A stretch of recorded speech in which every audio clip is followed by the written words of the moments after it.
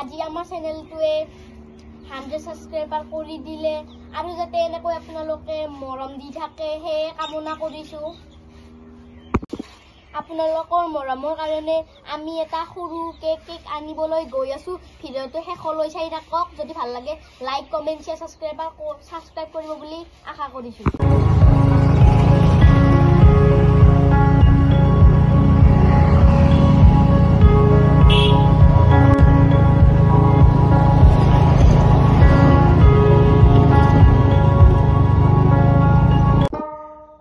নমস্কাৰ অসমবাসী ৰাইজ, আপোনালোকে দা ইউনিক সং চেনেলটো আগবাঢ়াই নিয়াৰ বাবে বহুত ভাল লাগিছে। সেয়েহে আপোনালোকৰ সন্মুখত সৰুকৈ এটি কেক কাটিবলৈ বিচাৰিছোঁ। ধন্যবাদ।